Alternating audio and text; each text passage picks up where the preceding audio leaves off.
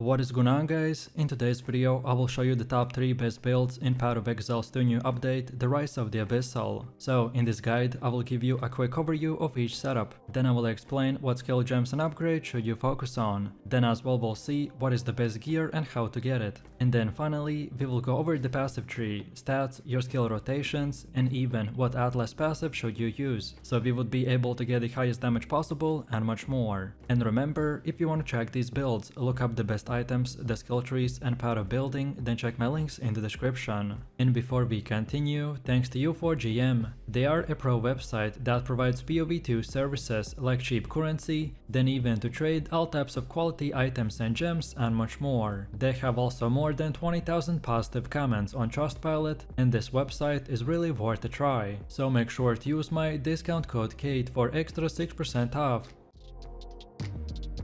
This setup is not just about the raw power, but about transforming the fireball into something that feels entirely new, thanks to the infusion system and the Blackflame Covenant Keystone. The idea of turning the basic flame into a purple one that scales with both ignite and chaos mechanics makes this build one of the most unique spellcasters in the game.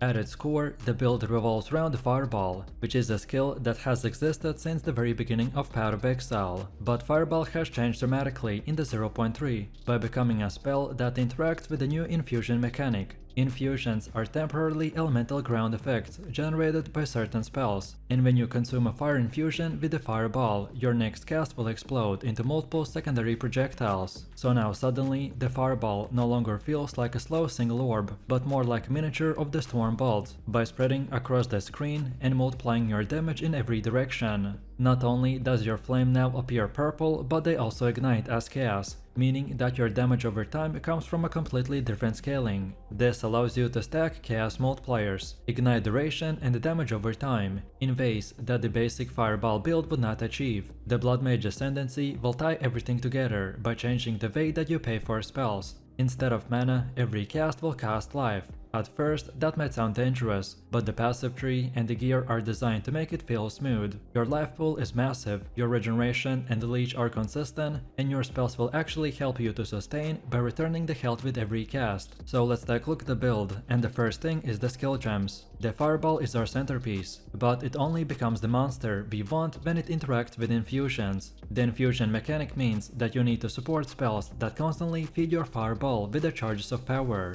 The living bomb is one of the most important ones, because it generates fire infusions instantly. By casting it twice before firing the fireball, you guarantee that all the fireballs will be infused and you will unleash secondary projectiles. Then the solar orb and the snap will add extra consistency. The solar orb provides a sustained zone that constantly refreshes your infusions, while the snap gives you an on-demand generation when you need so less most, by turning routine casts into devastating detonations. The flow of combat is built around weaving these spells together. You begin by placing the sigil of power to ground yourself in the fight, then apply the despair to strip enemy cast resistance and open them to your damage. You'll trigger the living bomb to build infusions, and then release the fireball to consume them. All of this will create a wave of projectiles that ricochet across the map. The Chaos Bolt serve as a filler, by keeping your damage rolling when you cycle your infusion generation. It feels like a rotation of build up and release, and once you master the timing loop, it becomes the second nature. Then next, our passive tree will combine 3 principles. So scale chaos infused damage, turn the life into your resource, and amplify the spellcasting utility. We start by getting nodes that boost spell damage, ignite scaling and the chaos multipliers.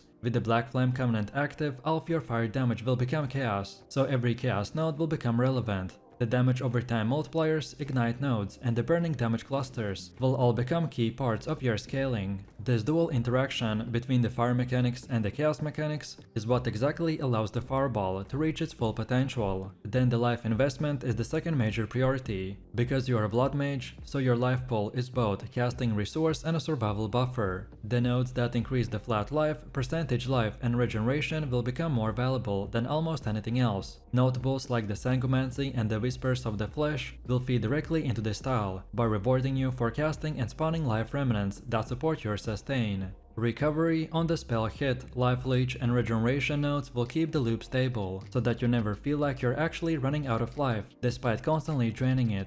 And then the final thing is utility. The fireballs infused secondary projectiles only matter if they travel far and persist long enough to hit multiple enemies, so projectile speed and duration scaling are very important. Then next we got gear, and for this build we want to emphasize life, chaos scaling and the spellcasting efficiency. Your weapon of choice is usually a staff, which in my case is the Chimming Staff, which can roll very high spell damage, critical strike chance and the cast speed. The staff setup also enables very strong weapon swaps, by letting you carry alternate setups for the curse application and infuse generation. Then defensively, the Rapid Globe is a strong option for the life-based sustain, while the Snake Pit provides unique projectile interactions. Then Defiance of Destiny shines in the late game to give you extra layer of survivability. Your armor pieces focus first and foremost on the maximum life and resistances, because you're constantly losing life, so stacking as much as possible is the only way to keep the engine running smoothly. Then after that, the Chaos Multipliers, spell damage and the cast speed are the offensive stats that you want to get.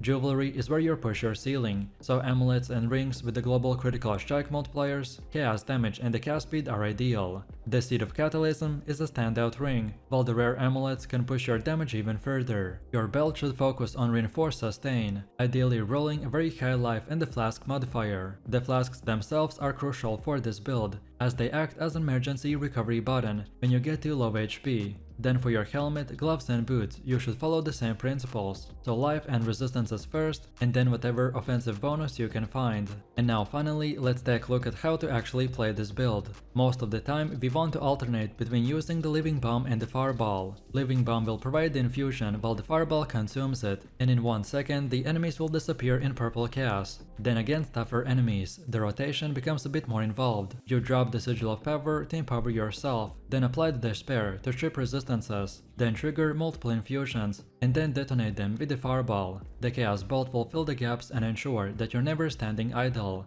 Infusion generation is the core principle of where this build lies, so Living Bomb is your bread and butter, but the Solar Orb and the Snap will provide consistency when you need the extended loop. On weapon swap, you can carry a staff setup that allows you to quickly apply curses, by ensuring the nexts are always under the full weight of your debuffs. This DPS flow will almost become rhythmic. You drain life and restore life in the same moment, and fill the battlefield with a storm of corrupted fireballs. It's not the cleanest build visually. The purple fire, the explosions and the curses and the ground effects often will make the screen a chaotic mess.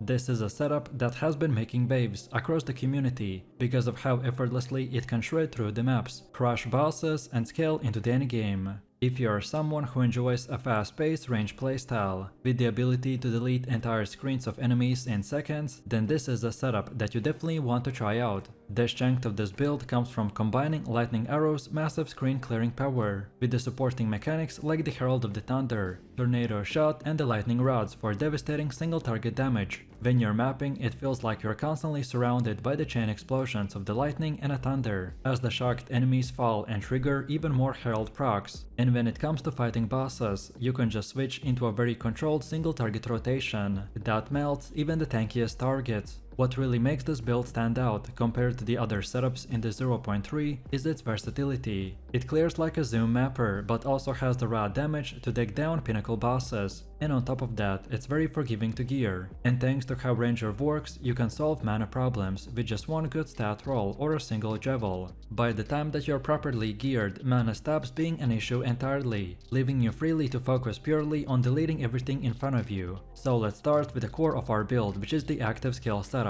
We are playing as the Ranger class, and we ascend into the Deadeye. The Ascendancy pairs perfectly with the Lightning Arrow because of the projectile bonuses and incredible scaling we get from its nodes. Your main ability is of course the Lightning Arrow. This is your bread and butter skill for clearing packs, and when arrows hit, it unleashes beams of lightning that chain out nearby enemies, freezing and shocking them in the process. Combine this with the Pierce, and each arrow can proc multiple arcs, which means that you can wipe out dense packs in seconds. For mapping, you'll be basically spamming Lightning Arrow non-stop. Then comes in the Lightning Rod, which is your go-to ability for single target fights. You plant rods under bosses and detonate them with your lightning attacks to cause massive bursts of damage. The more arrows you can stack, the more devastating your rod explosion becomes. And we also want modifiers that add additional arrows, as they multiply your single target output. Then Tornado Shot serves as our supplemental single target tool. When you place a tornado on top of the boss and fire into it, then projectiles split into novas that stack more damage on your target.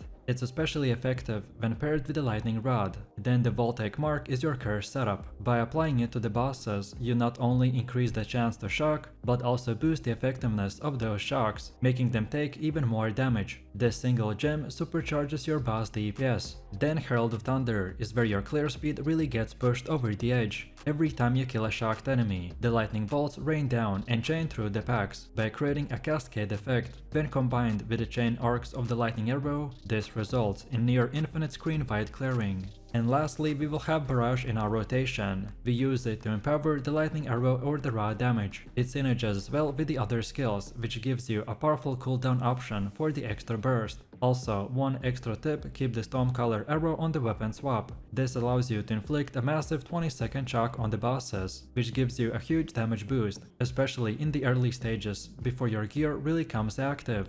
Now let's talk about the passive tree, because this is what really transforms the build into a powerhouse. For attributes, you will want to grab enough intelligence and dexterity to meet your gem requirements, and then dump the rest into strength for the extra life. Early on, don't worry too much about perfectly balancing your attributes. You can respec the Hooded One or Doriani later on if the gear changes your requirements. Then the build follows a progression where you start with Evasion base 3, then transition into a hybrid setup, and eventually go into a full critical strike focus tree once your bow is strong enough. That's because critical strike scaling will heavily rely on your weapon having a really good base crit and damage. Without it, the investment is just not worth enough. But once you get the right bow, the damage will skyrocket. In the endgame, you'll eventually move into the Chaos Inoculation if you want to completely ignore the Chaos damage. This does require strong gear, but it makes your character much tankier against endgame content. The Ghost Dance will then serve as your main source of recovery. Overall, this setup emphasizes projectile damage, attack speed, evasion, and later critical strike multipliers. It's a natural fit for a bow ranger, and feels smooth when you progress through it.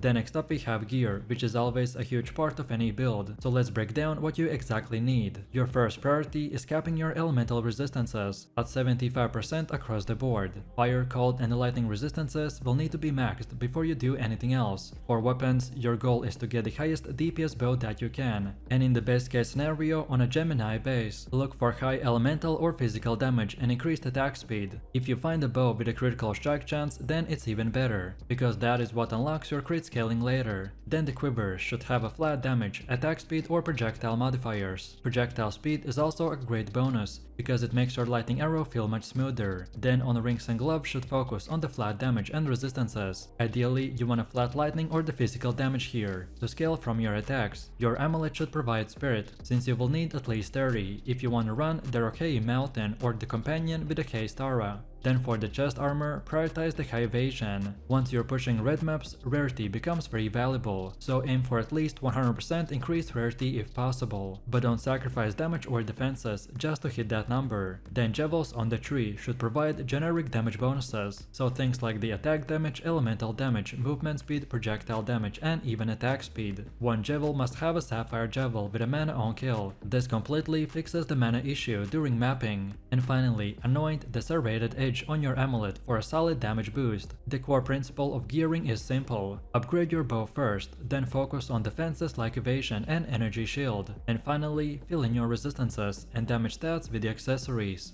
And now finally, let's see how to actually play this build. For clearing maps, it's simple. Just fire lightning arrow into the packs. Herald of the Thunder will take care of the chaining explosions, and your arrows will arc lightning through everything in a sight. Then against tanky rares, you can drop the lightning arrow to speed up things. For bosses, your rotation is little more involved. Precast about 20 lightning rods where the boss is going to spawn. If possible, also drop a frost bomb for the extra debuff. When the boss spawns, immediately apply the Voltaic Mark, then weapon swap to cast the ball lightning for a huge shock uptime. Then fire tornado shot directly on the boss, and then use the brush to empower your arrows. Once that's set up, you just spam lightning arrow and watch the health bar disappear.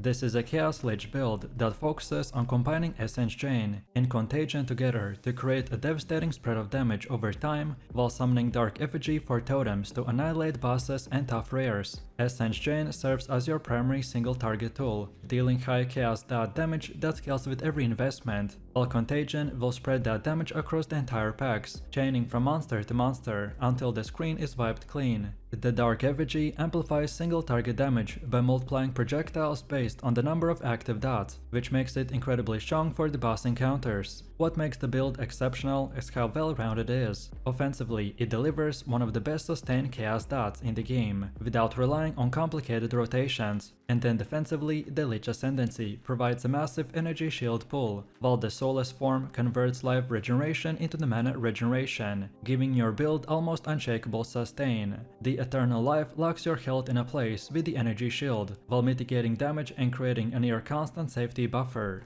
Then also we get additional tools like the Ravenous form for the poison effects and the Desecrated Focus mod for the extra spell totems enhanced by the Dark Effigy's power, while thoughtful stat allocations and defensive layers will ensure that this build is safe, efficient and highly scalable. So in short, this Chaos Witch build will clear maps very fast, melt bosses and survive in the fights that would destroy other Chaos builds. So let's take a look at our skill gems, which is the heart of this build. Essence Chain is the core of this setup by providing sustained chaos damage that scales over time. Paired with the Contagion, it creates the signature screen-wide chain reaction by turning just few casts into a wave of destruction that spreads automatically across the enemy packs. While clearing speed may be slower than some projectile-heavy setups, the payoff is enormous, as enemies will slowly melt in sequence. Then for tougher targets, the Dark Effigy totem takes the spotlight. These totems will scale the number of damage over time effects on a target, meaning that stacking Essence Chain, Contagion, Despair and the Poison makes the Effigy volleys do super high DPS to the bosses. The main limitation, however, is their fragility, so careful placement behind one line of sight or near terrain is essential to keep them firing. Then our support gem setup will drive the build's efficiency. In 6 links, priority goes to the Dark Effigy first,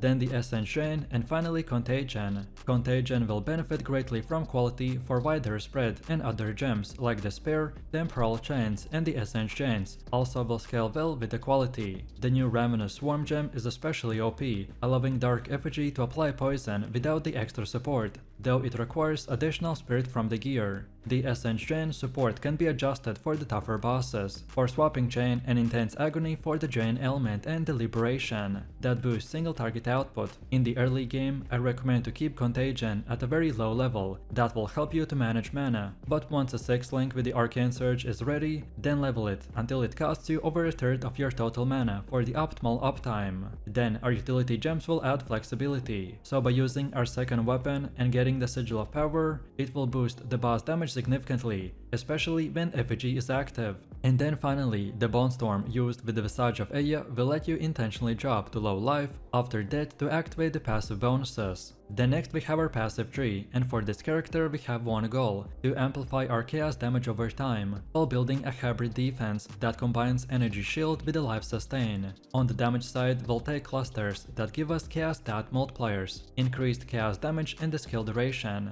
These nodes are the backbone of the Essence Chain scaling. The extra duration doesn't just make Essence Chain last longer, it also keeps Contagion chains alive, letting them ripple farther into a pack before expiring. Then the cast speed nodes are another quiet powerhouse. Even though they don't directly boost your dots, they make the combo smoother and also raise Dark Effigy's projectile output, so our defensive structure is equally important. You'll be investing heavily into the energy shield, building up a massive pool that acts as your first line of defense. At the same time, you want to take enough life and regeneration nodes to fuel the Soulless form mechanic, which converts life into your mana regeneration. This is exactly what keeps your spell sustainable even in the longer fights. Eternal Life will ensure that your life value is effectively locked in a place, which is what turns normally dangerous bypass mechanics into a form of mitigation instead. Then also you can see that I've invested into the curse effectiveness and efficiency. Despair is a core part of this build's single target output, and strengthening its debuffs will play a huge role. Likewise, taking mana efficiency clusters will prevent from running into awkward downtime in a fight, where you'd otherwise be waiting to regenerate before casting again.